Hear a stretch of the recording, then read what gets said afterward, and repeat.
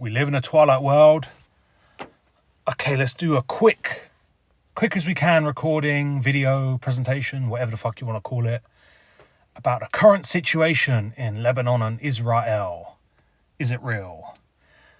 So today is the 25th of September 2024 on the Matrix false reality calendar, okay?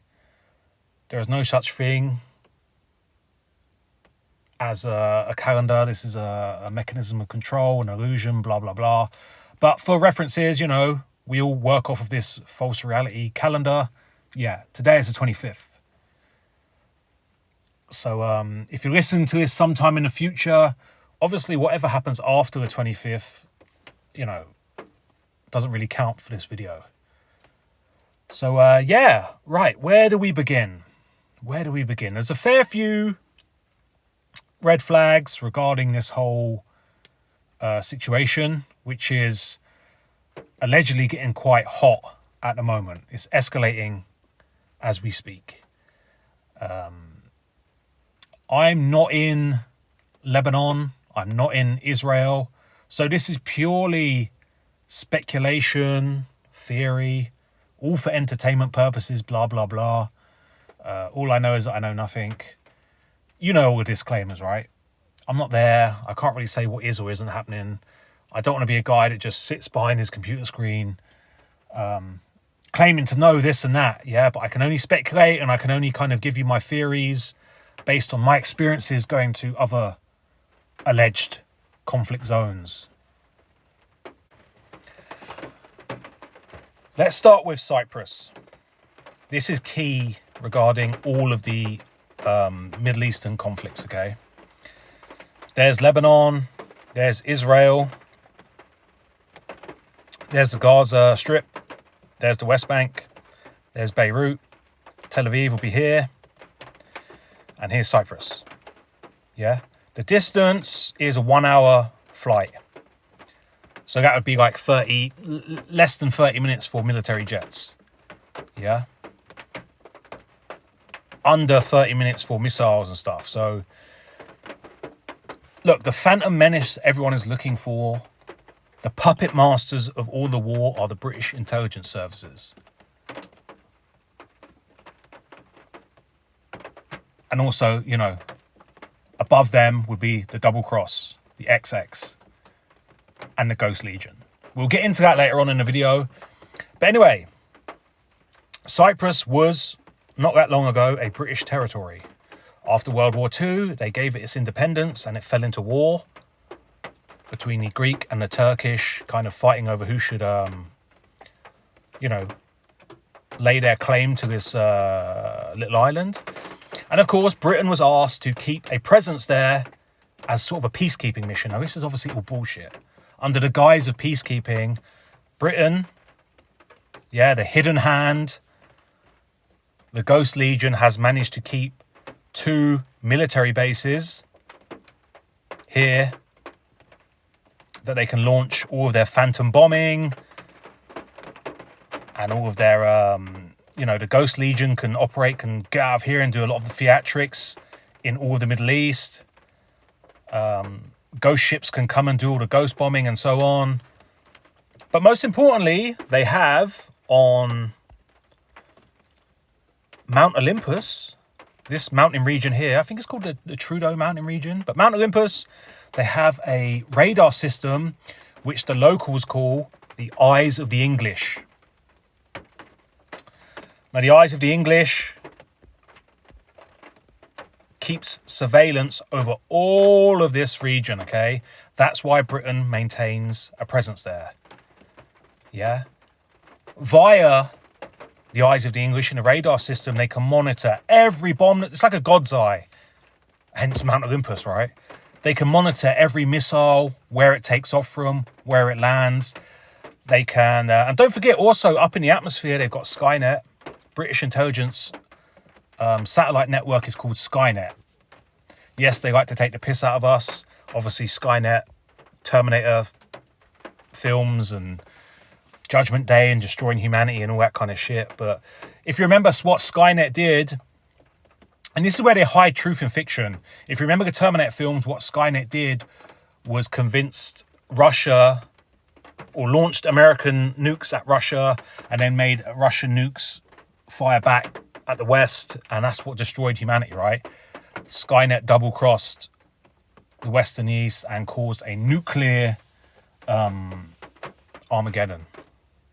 But anyway, so yeah, Skynet is up in the atmosphere, eyes of the English here, and that's how they puppeteer, monitor, and engineer these wars, okay? It's very simple, yeah? It's like moving around pieces on a chessboard, but instead of there being two players, there's just one person playing themselves. Yeah? It's all to a script. On Monday the 21st, you guys are going to send missiles into the area over here, which has already been evacuated. Empty buildings, empty fields. The next day, you're going to retaliate and shoot missiles into here, which we know at what time you're going to do it. And we're going to switch on the Iron Dome. This is going to create a fireworks display above heavily populated areas of Israel. We're going to play air raid sirens. The people below are going to see it above. They're going to be convinced it's real. The mainstream media are going to film it all. Regular people are going to film it on TikTok. That's it. That's how they create the illusions of war. Very fucking easy. You need tanks and armored vehicles rolling around on the ground. You need fighter jets flying around in the sky. Missiles landing into empty buildings and empty fields. Air raid sirens. And then, of course, you get the military to control the human traffic. They'll block off roads. They'll shut down public transport. They'll compress everyone onto certain roads so it will create havoc and stress for everyone. Roads that are totally fine will be shut off and they'll bottleneck everyone. And then this will create absolute chaos in regards to humans trying to get around. Train stations that would run like 30 trains a day, they'll reduce it down to like 2 trains a day, meaning that the same capacity of people now has to try and get on 2 trains. Mainstream media will film it. Normal everyday people will film it for TikTok, and this will make the train look like it's packed, like it's a real disastrous refugee evacuation situation. Now, what we got to point out is, and this is most important, the places they're saying that are getting hit by bombs and are being evacuated have been evacuated a long time ago. And I'll present some evidence in a minute. But these areas... Sorry, I was pointing at the wrong place there because I wasn't looking. It's the south of Lebanon and the north of Israel. These areas have been evacuated. They've been ghost towns for a long, long time.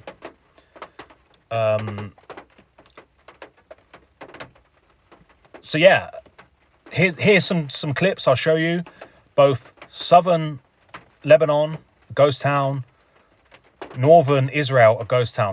Allegedly 60,000 people have fled or have been evacuated already from these areas. So they're empty. These bombs that are going off right now, these missile strikes, are landing in places where nobody lives.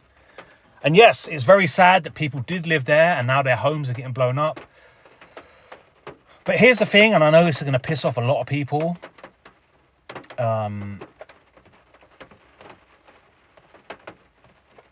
The hidden hand who creates civilization, they built them homes. They built them houses. They built them cities. They built them towns.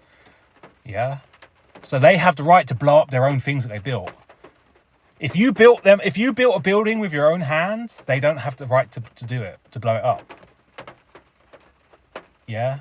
That's why they make cities. That's why they make civilized places. They control it, yeah? And that's why they also make it illegal for you to just find a piece of land somewhere and build your own house, because they want you in the Matrix. They want you in a populated city so they can play all these games with you, all right?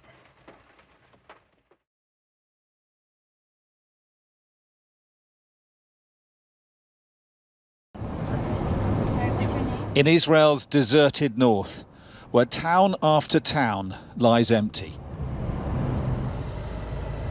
So the kibbutz were 1,100 people. There is today maximum 100. So it's a bit like a ghost town. It's a ghost town, yeah.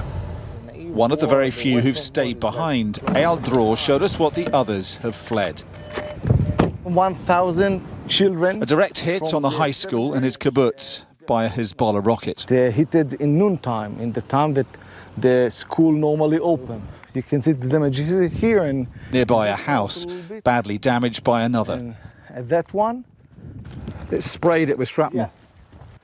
Yeah. You can see the villages of Lebanon. And the enemy, just over the border, a mile away on higher ground. Maybe now there is a sniper standing there, just aiming. He's watching us. We are a mile from there. Like many Israelis, Eyal is hugely...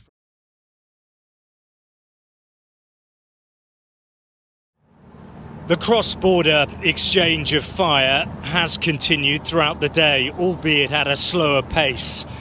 And as you drive through the border areas, it is unnerving.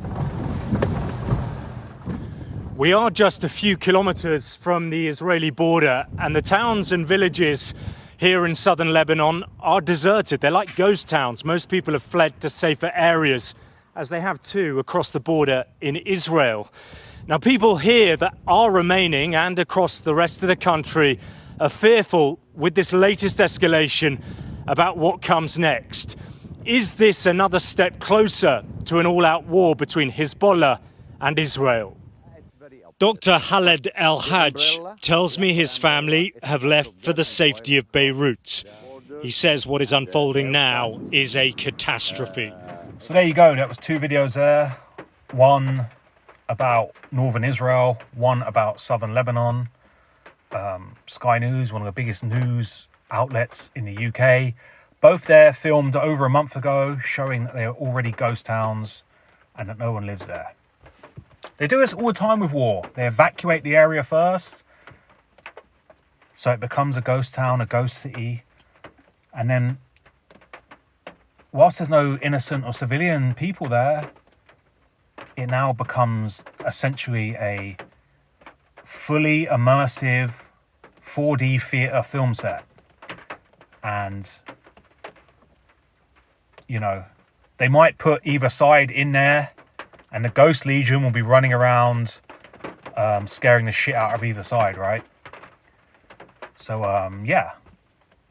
Of course, the soldiers or the militia, in this case with Hezbollah, they don't know it's a film set. They think they're going in genuinely to go and liberate a town or go and fight the enemy. But ultimately, they'll be in there getting controlled and manipulated. And like I said, yeah, the Ghost Legion, they'll wear the mask of Hezbollah. They'll wear the mask of the IDF. They will be playing tricks and shooting fireworks and setting off detonations all around this tiny little ghost city. And then, of course, empty buildings will get blown up, explosions will happen, and this will be perceived as a real war. For the soldiers who are believing and participating in the illusion, it's very real for them. Yeah? Someone comes along and says, oh, my uncle was fighting in southern Lebanon in the so-and-so town.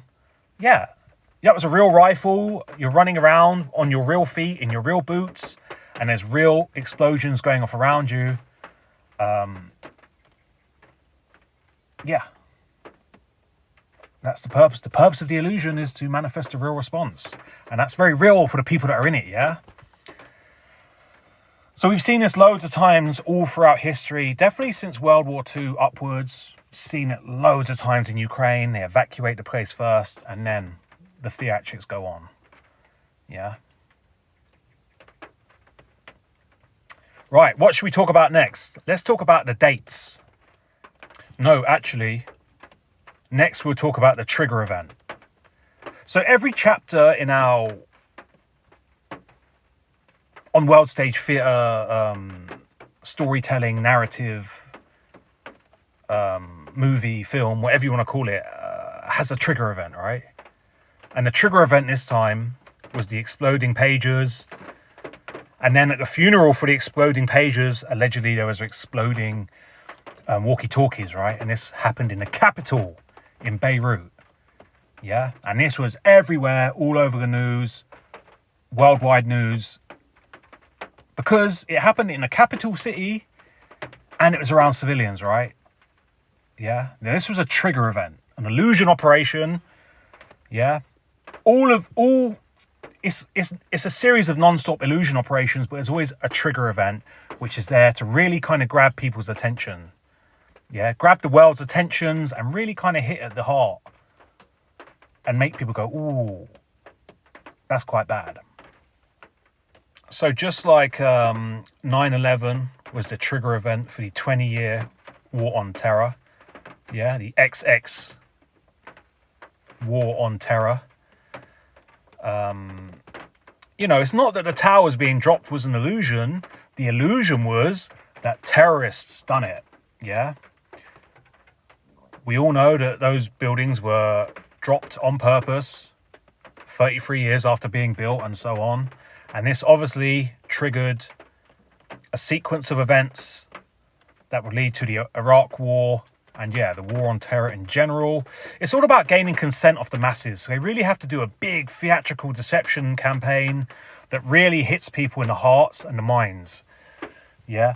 I'm pretty sure after 9/11, the recruitment in the West, i.e. people willing to sign up and go and fight, you know, these evil Islamic extremists that don't actually exist, it went through the roof, right? The 7th of October one, that was when the another theatrical deception campaign, in my opinion, created by the double cross, but who knows? This is where the Hamas terrorists, like a cheesy James Bond film, they paraglided into the peace festival called Supernova. And allegedly they killed a load of young people who were just trying to live their lives at a peace festival. This, of course, hit people in the hearts and minds, and they consented to the Gaza offensive, which has been going on now for a while. This is obviously the Gaza Strip, down to the south of Israel. So in regards to this current situation, that now means Israel will be fighting on the south and the north if they go ahead with an actual direct conflict with Hezbollah up in Lebanon there. And of course, I mean, the war itself started on the 22nd of the 2nd, 2022, when the Minsk agreement was broken and Luhansk and Donetsk were recognized by Russia as Russian territories and military vehicles went into the Donbass region. The Minsk agreement was broken. But really what really grabbed people's attention was on the 25th was the Battle of Kiev. And this is what I'm most famous for, right? Kind of like pulling apart this fiction. The idea that 156 of Russia's most elite troops, the Spetsnaz, the 1st Mechanized Motor Brigade, had surrounded Kiev. They were going to capture the city and kill Zelensky and remove the Kiev regime, denazify Ukraine. And if you remember, Boris Johnson basically said to Zelensky, we can get you out, you know, you're in danger, you're going to die, we can get you out. And of course, Zelensky's like, no, I'm going to stay here with my people. And every night he was live streaming from that section of central Kiev that was shut off from the public. I remember because I couldn't get on to that part. Because that was a film set, yeah, where Zelensky could do his whole little live stream to basically make out like he's a brave motherfucker that was standing with his people and he was going to face certain death. All a fiction. To bring it back to the British intelligence services, yeah, Operation Orbital, the British military has been in Ukraine setting us up since 2014. Yeah. But anyway, we're not going to talk about Ukraine and Kiev today. In the war in Ukraine. You get the point, yeah? It's a trigger event. It knocks over the dominoes and leads on to the next thing, onto the next illusion operation, and the next illusion operation, and so on, yeah? The trigger event is usually massive in regards to its coverage by the mainstream media and what it's about. It usually involves children and civilians and stuff like that. It's meant to strike at your emotions. Well, not your emotions, you the listener, but the average Westworld robot out there. Now, I'm going to be honest with you. When all of this pager walkie-talkie explosion business happened in Beirut, we were having an amazing heat wave here in the UK, and I was out every day in the sunshine enjoying it. So I didn't really pay it much attention. Hopefully you guys are the same. You didn't pay it much attention. So yeah, I couldn't really give you much details about what went on. I'm sure for those that did have a look at the videos, I'm sure there were loads of little signs, symbols, numbers and colours that were there to let you know it was all kind of an illusion. It was all kind of theatrical. Did actually anyone die? No comment. I'm not going to say no, and I'm definitely not going to be someone who goes along with death that I haven't witnessed with my own eyes. I think that's the worst thing in this current day and age that I can see going on, is so many people who have never been to Lebanon, never been to Israel, never been to Ukraine, never been to a war zone, full stop, keep going along with the death toll. I call this death participation mystique, and I think that's a really bad thing to do, and I think you fail the soul test when you do that. If you haven't seen death with your own eyes, I'm talking with your own eyes in real life, I'm not talking about pixels on a screen, you should not participate in that. Because as I always talk about, imagine a magic circle gathering round the fiction, you're there spewing your energy into it, and illusion warfare, yeah? Your belief and participation brings it into reality. You shouldn't do that. Fair enough, if you've generally seen it happen, then talk about it. But I guarantee you the vast majority of people out there have not seen any of it yet. They keep talking like it really did happen. And that's a bad, bad thing. But anyway, yes, we had amazing weather. We also had some pretty crazy stuff going on with the sky clock. We know they love their lunar cycles. What was it? We had it was a supermoon, a harvest moon, and a partial lunar eclipse. And I think it was also what they call a blue moon. It has nothing to do with the colour. I think a blue moon just means it's the second full moon of a month. Yeah, man, and I seen it. Yeah, it was looking very impressive. Especially like when it just appears, when the moon rises and it's red. Very impressive. But yeah, all of this pager explosions and the walkie-talkie explosions all coincided with all of this lunar activity. They love their lunar cycles. Yeah. And that should be what's coming up with most people. By the way, I'm not on Twitter at the moment, and I probably won't. I've got a feeling I might not go back to it. I don't know. We'll see what happens. They've locked me out until I hand over my birthday. And obviously I could just give a fake birthday and that. But I don't know, man. To me, it's just like, I don't know, man. I'm that rebellious that even just asking my birthday, I'm like, fuck you, no. So I don't know what certain sections, whether the everything is fake section, whether the auto hoax sections are, what they're looking at in regards to this Hezbollah Israel business. I don't know whether they might have already done all this work and tied it in, but yeah. First thing I noticed, and the first thing everyone should say is like, isn't it a coincidence that all of this happened in alignment with the lunar activity, the sky clock? Yeah, again, another one of these things that make you go, So as for people getting blown up and injured, allegedly, I think it was 36 people died, and allegedly 3,000 people ended up severely injured, right? From these pager walkie-talkie blasts. But here, we're going to look at a video that was filmed about 2 days ago, so that's probably about 5 days after the pager walkie-talkie events. And this is Beirut's main hospital, and it's empty. Surely, if there was 3,000 people injured from explosions, this hospital would be overrun. This ICU here would be overrun. Watch this video. Clearly, there's nothing going on. With no time to prepare.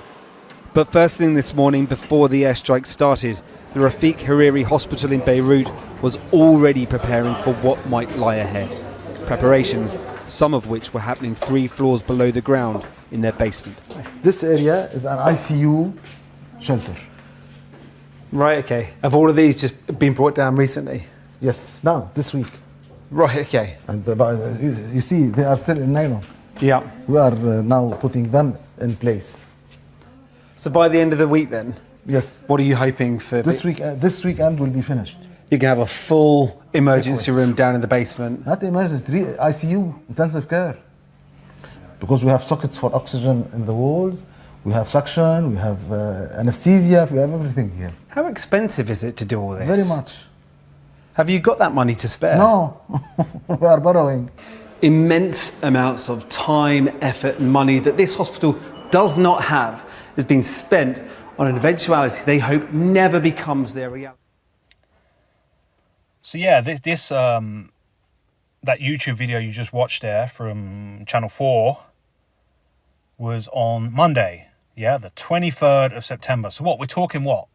5 days after allegedly 3,000 people were severely injured by explosions, yet the hospital was empty.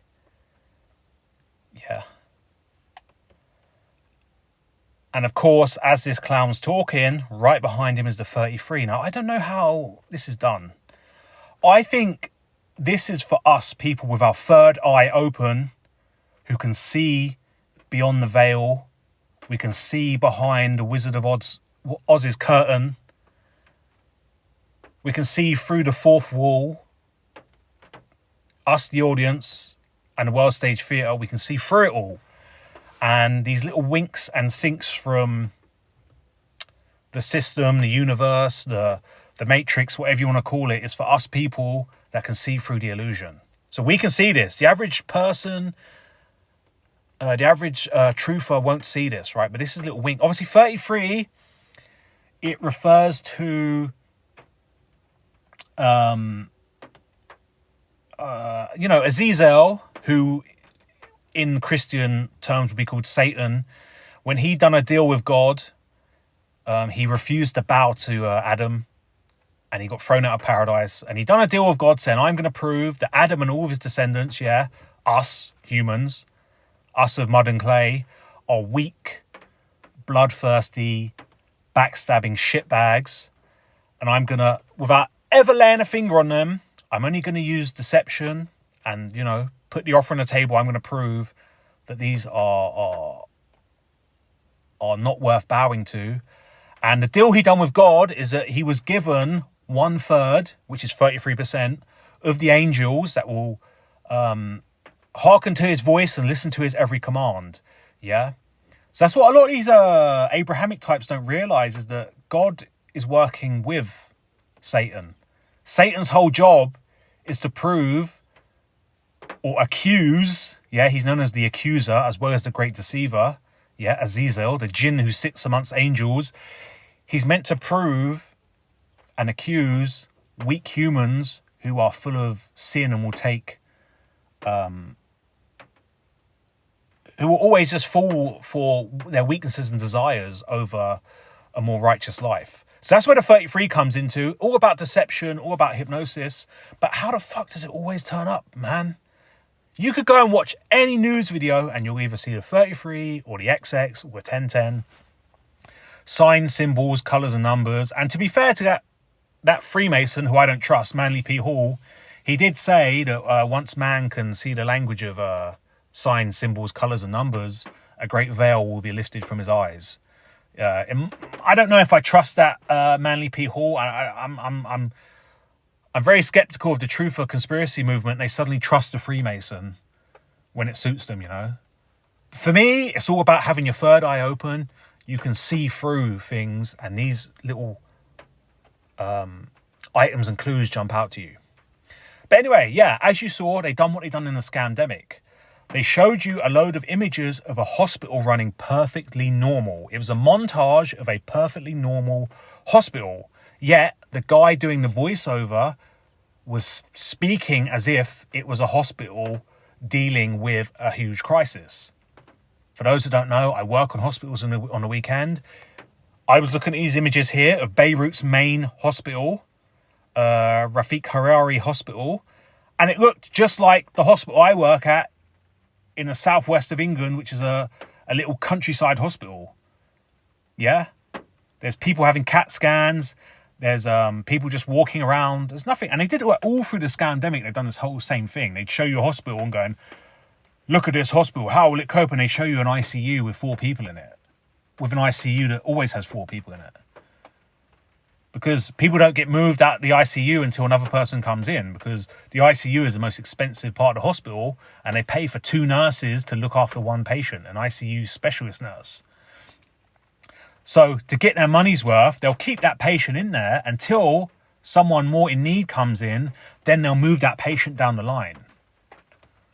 So, but here, in this case, in this video we just watched here, they're clearly just showing you them moving new stuff into a new ICU. Very clever how these guys do it, yeah? It's all about perception of reality and changing all that kind of stuff, isn't it, really? Okay, let's wrap this up now. I've been talking for about 30 minutes. This is taking way too long. I wanted to make it real quick, but yeah, let's wrap it up. So I'm sure everyone's wondering, like, will I go? Will I head over to either Lebanon or Israel? Yes, no, maybe, I don't know. I wouldn't, as you'll know, if I was going to go, I wouldn't tell anyone. And as for saying I would never go, I'd never say never, you know. But I can tell you, and you can all go double check this yourself, they're doing what they done last time when I tried to get into Israel. They're just cancelling all the flights. Although Beirut is mostly fine, although Tel Aviv is mostly fine, all the flights are getting cancelled. What I recommend people do is actually check the airport's arrival and departure. There's no point because Skyscanner, Kiwi, Kayak, they're still coming up with flights available, and they'll even fucking sell you the flight. This is the problem I had last time. Even though the flights weren't happening, they still were selling me the ticket, and I lost a massive amount of money last time trying to get into Israel. Back during the 7th of October when I was trying to get into Israel, I lost a lot of money. Where I'd booked a flight, they took my money, and then obviously it would get cancelled, and they'd only ever give me credit for that fucking airline. I could never get the money back, and I lost like, I don't know, I can't remember how much, but, over 600 quid, right? And I booked time off work, and I couldn't even get there. So it's the same old business, right? And last time, everyone cancelled their flights except for Israel Air. And if you watch my old videos, you know that when I tried to like sneak in a back door, I found out where I could catch an Israel Air flight into Israel. There's basically Ben Shep, Mossad type guys there quizzing you, not letting you on the plane. This time around, it's ME, Middle Eastern Airlines, are the only ones still continuing their flights. So Middle Eastern Airlines is the Lebanese equivalent to Israel Airlines. It's a national airline based in Lebanon that will probably be doing the same thing, policing, putting their agents at the checkout desk, making sure no citizen journalists turn up, no independent journalists turn up, no sneaking eyes turn up. This is how powerful the hidden hand are. Yeah? They control everything, including airlines. Yeah, it's for them, at the top of the pyramid, it's one phone call, and that's it. All airlines are off, apart from the airlines that they want, which they will police. Yeah? They control the economy, they control the politics, they control perception via the mainstream media, they control time, they control culture, they control the military-industrial complex, and of course, and all of the militaries within it, and of course, they control all nations, and they control the human traffic. When I mean human traffic, I'm not talking about women getting kidnapped and put into prostitution. I'm talking about the movement of humans across the world. They control that. All the way from your local high street, the roads, to motorways, to shipping lanes, to air traffic. Yeah? Red light, green light, amber light. They'll close certain routes. They'll bottleneck people. They'll force people to go into places and not into places. This is the real human trafficking, yeah? But let's say I did get in. Me going to Israel, I don't even know. I couldn't even get on the fucking plane last time, let alone into the country. Maybe things are different now. Maybe it's really died down now. But you're only going to get so far north before you hit a wall of IDF military that are policing the area. They don't know that they're policing the area to stop citizen journalists. They're on the lookout for saboteurs, terrorists, suspicious people. You know what I mean? They're doing the job of stopping the truth getting out under the guise of safety and protection and looking after people. And, you know, so there's going to be a line there. As for going to Beirut and heading down, well, let's look at this map here. So here, red, these are the Israeli populated centers that have already been evacuated. Orange, the Lebanese that have already been evacuated. But this blue area here is the UNIFIL zone. This is called the Blue Line. And this was set up after the previous Israel-Lebanon war. I think it's called the 1701 Act or whatever, agreement or whatever, yeah. UN, the United Nations International Forces in Lebanon deployment. There are 10,000 UN troops policing southern Lebanon. So if you went to Beirut and was thinking about coming downwards, good luck. Yeah, because you want to get here. This is where all the bombs are dropping off. This is where it's all a ghost town. You'd have to get through past the 10,000 UN troops that are policing this area. Shit, man, you might even get in. The likelihood of you getting out, in my opinion, is very slim. Multinational. I think the French are actually in charge of the whole thing. The good old French. They're up there at the top of the pyramid with the British intelligence services in regards to world stage theatre and being part of the hidden hand apparatus that makes all this stuff happen. I think you've even got Irish. Yeah, you've got Irish troops down here, Italian, Spanish, Indian, Sri Lankan, somewhere. You've got a lot of 10,000, yeah. I always want people to remember that guerrilla journalism or illusion warfare reporting, whatever the fuck you want to call what we do here, same rules apply as actual guerrilla warfare, yeah? And I'm mainly going to talk about B and C right now, yeah? Never undertake an operation unless certain of success owing to careful planning and good information. Break off the action when it becomes too risky to continue. C, ensure that you have a line of retreat. Ensure that a secure line of retreat is always available. Yeah, we're not kamikaze pilots, yeah? We go in only if we know we have a safe line out. I can get into all of these places, yeah? It's the getting out part is risky, right? Because when you get in, you're now going to take a load of footage, get your evidence together, build up a case that what they're projecting through the mainstream media and on world stage theatre is not actually happening in the physical reality. You've now got all that stuff stored on your phone and you've got to try and get it out. And this is when you might face some sort of criminal act, an arrest, or maybe worse. I don't know. Yeah? So, and that's why I don't ask people to do what I do, yeah? I would never ask people to do what I'm not prepared to do myself. Top one as well, surprise, first and foremost. They kind of already know, the hidden hand already knows that us lot guerrilla journalists exist. And they've already put in billions of pounds worth of activity to stop us getting in. We've already won. The fact they've had to shut down airline routes, put troops on every single main road and create checkpoints. That's for us. That's for us truth seekers. That's to stop us. We've already won. Because the whole point is that with guerrilla warfare or guerrilla journalism is we constantly keep poking the enemy being the hidden hand this time, the fiction writers, the sorcerers that use magic and illusion to run this world. We've got to keep poking them. And the whole point is what we're doing is very cheap and effective, and their response costs them loads in money, resources, time and energy, to the point where it hammers them, where they don't even know whether we're coming, we're not coming. We're like ghosts. And they always have to prepare for us. So we've already won, yeah? So I want people to keep that in mind.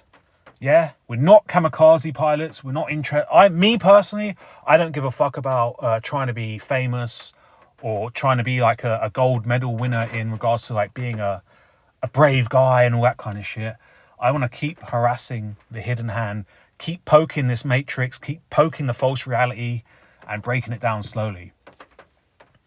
Howdy Mikowski once said, like, and I kind of agree with this, that, and this is only a theory, that if you as a human be kind of disruptive in regards to what they want you to be, i.e. you go and live a good life every day instead of turning up to a shitty, miserable job where you're getting loosed out, when the reincarnation trap comes, they're going to scan you, look at your profile, and they're going to think, fuck, this guy, he's just too rebellious, he's too much of a troublemaker, he's too problematic, we don't want to reincarnate him back into the matrix. Fuck it, set him off free. He's too problematic. And I'm kind of on board with that. That's my whole goal. So I don't care about humans knowing what I do. I care about the gods knowing what I do. And, you know, the jinn or the archons, who's ever running the reincarnation trap, they're going to see my inner spark and be like, man, this guy's so fucking problematic. Just get him out of here. Get him out of the prison. It's too expensive to keep him in here. Right, I'm going to wrap this up. I've been talking way too long. I've thrown this together. I hope it inspires you to get off the internet and get out there and enjoy life, because that's the best revenge you can have on these sorcerers, is go out and have a good life. We live in a twilight world. There are no friends at dusk.